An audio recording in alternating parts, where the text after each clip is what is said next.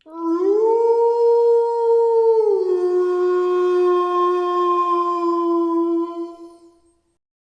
Friends, ఇంకొక కొత్త horror స్టోరీతో మీ ముందుకు వచ్చేసాను. ఈ స్టోరీ చాలా ఇంట్రెస్టింగ్గా ఉంటుంది.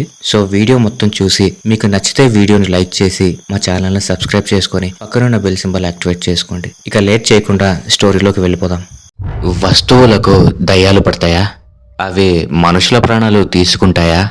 అది సాదాసీదా కుర్చీ కాదు. అందులో కూర్చున్న ఏ వ్యక్తి ఇప్పటి వరకు ప్రాణాలతో లేరు. దీన్ని కొట్టిపారేసిన వ్యక్తులు దారుణంగా మరణించారు. అందుకే దీన్ని డెత్ చైర్ అని పిలుస్తారు. ఓ వ్యక్తి ఎంతో ప్రాణంగా చూసుకున్న ఈ కుర్చీ అతని మరణం తర్వాత ఇతరుల ప్రాణాలు తీయడం మొదలుపెట్టింది. ఒకరు కాదు, ఇద్దరు కాదు, కొన్ని దశాబ్దాలుగా 200 మంది ఈ కుర్చీ మూలంగానే మరణించారంటే నమ్మాలని లేదు కదా. కానీ ఇదే నిజం. మొదట్లో ఆ మరణాలు ఎలా జరిగేవో ఎవరికీ అంతు చిక్కేది కాదు. కాలక్రమేణా అసలు నిజం బయటపడింది.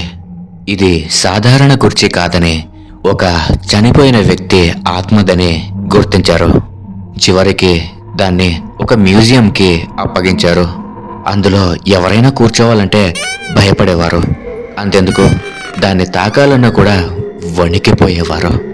అక్కడ మ్యూజియం వారు కూడా ఆ కుర్చీని గోడకు చాలా ఎత్తులో తగిలించి దీన్ని ముట్టుకొని ప్రమాదం కొని తెచ్చుకోవద్దంటూ దాని చరిత్రని కూడా శాసనాలుగా రాసి ఉంచారు.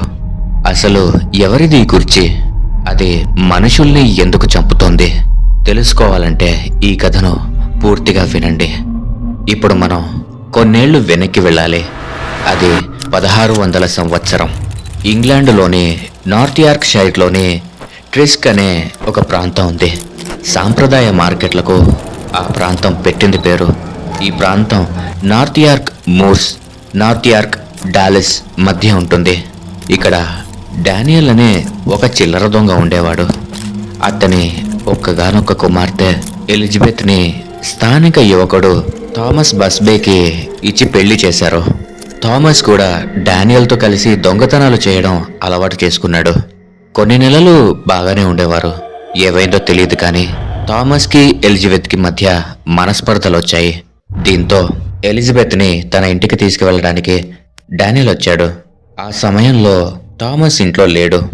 డానియల్ అక్కడికి వచ్చి సరాసరి థామస్ ఎంతో ఇష్టంగా చేయించుకున్న ఒక కుర్చీలో కూర్చున్నాడు.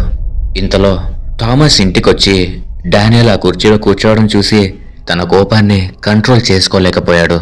దీంతో ఇద్దరూ తీవ్రంగా గొడవపడ్డారు. వారిద్దరిని విడిపించేందుకు ఎలిజబెత్ విశ్వ ప్రయత్నాలు చేసింది. చివరికి డానియల్ తన కూతురిని తనతో తీసుకెళ్లకుండానే వెనుతిరిగాడు. అప్పటికి థామస్కి డానియల్పై కోపం తగ్గలేదు. వ్యవసాయ క్షేత్రంలో ఉన్న తన ఫామ్ హౌస్కి రావాలని, అక్కడ కూర్చొని మాట్లాడుకుందామని థామస్ డానియల్కి కబురు పంపాడు. అక్కడికొచ్చిన డానియల్ని ఒక పెద్ద సుత్తితో తల మీద ఇష్టం వచ్చినట్టు కొట్టి దారుణంగా హత్య చేశాడు. దీంతో థామస్ని పోలీసులు అదుపులోకి తీసుకున్నారు. ఎలిజబెత్ తన ఇంట్లో ఉన్న ఫర్నిచర్ని ఒక హోటల్కి ఇచ్చేసింది. అందులో థామస్ ప్రాణంగా ఇష్టపడే ఆ కుర్చీ కూడా ఉంది. ఇది జరిగింది 1706వ సంవత్సరంలో. డానియల్ని హత్య చేసింది థామస్ అని కోర్టులో నిరూపణ కావడంతో అతనికి కోర్టు ఉరిశిక్ష విధించారు. ఉరికంబం ఎక్కించే సమయంలో తన చివరి కోరిక తీర్చాలంటూ కోరాడు థామస్. మరణానికి ముందు తనకి ఎంతో ఇష్టమైన ఆ కుర్చీలో కూర్చుంటానని అడిగాడు. అందుకు అంగీకరించిన అతన్ని ఆ హోటల్కి తీసుకువెళ్లారు. థామస్ తన కుర్చీలో కాసేపు కూర్చొని భావోద్వేగానికి లోనయ్యాడు. తర్వాత అతన్ని హోటల్కి దగ్గరలో ఉన్న ఒక ప్రదేశంలో ఉరి తీశారు. ఆ సంఘటనతో థామస్ పేరు మారుమోగింది. అంతా ఆ హోటల్ని థామస్ హోటల్ అని పిలవడం మొదలుపెట్టారు. దీంతో ఆ హోటల్ ఓనర్ ఆ పేరుని సొమ్ము చేసుకోవాలని అనుకున్నాడు. హోటల్ పేరుని ద థామస్ టపిన్ అని మార్చాడు. థామస్ ఉరి వేయడానికి ముందు కూర్చున్న కుర్చీ తన హోటల్లోనే ఉందంటూ ప్రచారం చేశాడు. ఊహించినట్లే అంతా ఆ హోటల్కి వచ్చి ఆ కుర్చీని చూడడం మొదలుపెట్టారు. ఆ కుర్చీలో కూర్చొని థామస్ కుర్చీలో కూర్చున్నామంటూ గొప్పగా చెప్పుకునేవారు.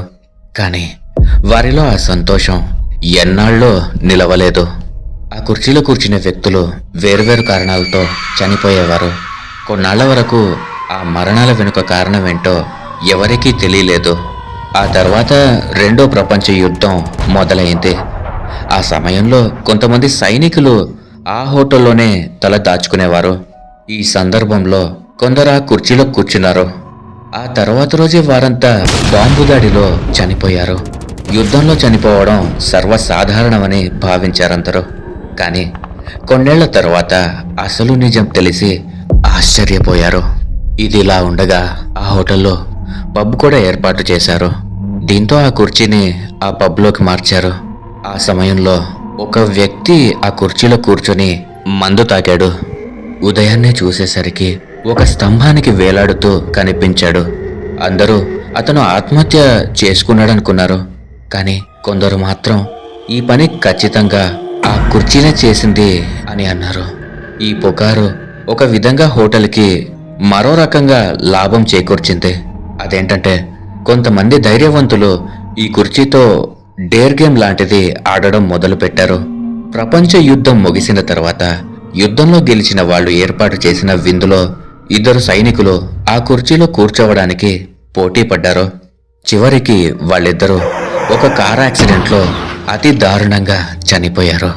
అప్పటికి ఆ మరణాలు ఆగకుండా జరుగుతూనే ఉన్నాయి.